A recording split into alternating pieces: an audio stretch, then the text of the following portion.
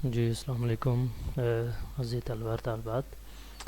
آج کا ہمارا ٹاپک جو ہے وہ جماعت دام کی نظم جیوے جیوے پاکستان ہے، اور جس کا آج ہم جس کے دو اشعار کریں گے، شعر نمبر 5 اور 6. تو پانچواں شعر ہے جی: سب محنت کش گلے ملے اور ابھرا ایک پیغام، اس پیغام کو سمجھو یہ ہے قدرت کا انعام. محنت کش سے مراد یہاں محنت کرنے والے، اور یہاں اور کوئی مشکل لفظ نہیں ہے. مفہوم دیکھتے ہیں جی کہ تحریک پاکستان میں حصہ لینے والے جب آپس میں اکٹھے ہوئے تو اللہ کی طرف سے انہیں ایک انعام کی نوید سنائی گئی. یہ دلکش شعر جب وہ جمیل الدین علی کے لکھے ہوئے ملی نغمے سے لیا گیا ہے. جمیل الدین علی اردو کے مشہور شاعر، سفر نامہ نگار، کالم نگار، ادیب اور کئی مشہور ملی نغموں کے خالق تھے. 1965 اور 71 کی پاک بھارت جنگوں میں ان کے ملی نغموں کو خاصی شہرت ملی. انہیں حکومت پاکستان کی طرف سے صدارتی تمغہ برائے حسن کارکردگی سے نوازا گیا. شاعر کہتا ہے کہ سارے محنت کرنے والوں کے آپس میں گلے ملنے، جمع ہونے سے ایک پیغام ملا کہ اب اللہ کا ایک تحفہ انعام ملنے والا ہے. تحریک پاکستان جب جاری تھی تو برصغیر کا ہر مسلمان اپنے طور پر کسی نہ کسی طرح اس تحریک کو مضبوط بنانے میں اپنا حصہ ڈال رہا تھا. کوئی سیاسی لحاظ سے تو کوئی معاشی لحاظ سے، کوئی علمی طور پر تو کوئی معاشرتی طور پر. الغرض ہر طرح کے لوگ، وہ خواہ کسی بھی شعبے سے، کسی بھی محکمے، کسی بھی پیشے سے منسلک تھے یا تعلق رکھتے تھے، وہ اس تحریک کے لیے پوری طرح متحرک تھے. لہٰذا اس طرح لوگوں کا ملنا، مل کر تحریک پاکستان کو لے کر آگے چلنا، یہ ایک پیغام تھا، اور وہ پیغام یہ تھا کہ لے کے رہیں گے پاکستان، بن کے رہے گا پاکستان.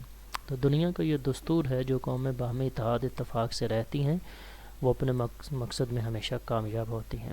وہ قومیں جب کسی مقصد کے حصول کا فیصلہ کر لیں تو پھر دنیا کی کوئی طاقت ان کا راستہ نہیں روک سکتی. اس لیے ان سب لوگوں کے باہمی ملنے اور کوشش کرنے پر اللہ تعالیٰ نے انہیں پاکستان کی صورت میں ایک انعام اور تحفہ عنایت کیا. آخری اور چھٹا شعر ہے اس نظم کا: جھیل گئے دکھ جھیلنے والے اب ہے کام ہمارا، ایک رہیں گے ایک رہے گا ایک ہے نام ہمارا. تو جھیلنا کے معنی ہے برداشت کرنا، باقی اس میں کوئی مشکل لفظ نہیں ہے. پاکستان بنانے والوں نے بہت سے دکھ تکالیف برداشت کر کے یہ ملک بنایا. اب ہمارا کام ہے کہ اس ملک کی خاطر ایک ہو کر رہیں. تو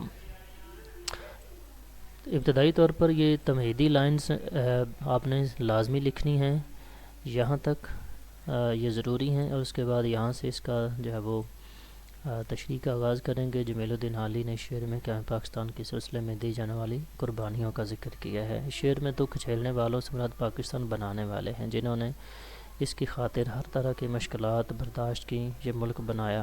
لہذا شاعر کہتا ہے کہ ہمارے بڑوں نے اور بزرگوں نے اس ملک کو بنانے کے لیے جتنے دکھ جھیلنے تھے، تکالیف برداشت کرنی تھی، مصائب جھیلنے تھے، وہ جھیل لیے.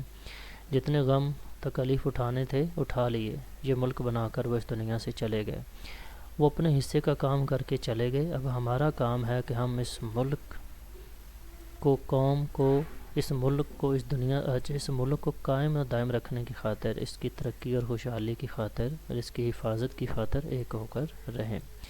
جیسے ایک شاعر نے کہا تھا کہ ہم لائے ہیں طوفان سے کشتی نکال کے، اس ملک کو رکھنا میرے بچوں سنبھال کے. تو ہمیں چاہیے کہ ہم پنجابی، سندھی، بلوچی اور پختون کا فرق چھوڑ کر ایک ہو جائیں. ہم صرف اور صرف پاکستانی بن کر رہیں. پاکستانی کی حیثیت سے ہی اس کی تعمیر و ترقی میں اپنا کردار ادا کریں. اللہ کرے ہمارا یہ ملک ہمیشہ قائم رہے.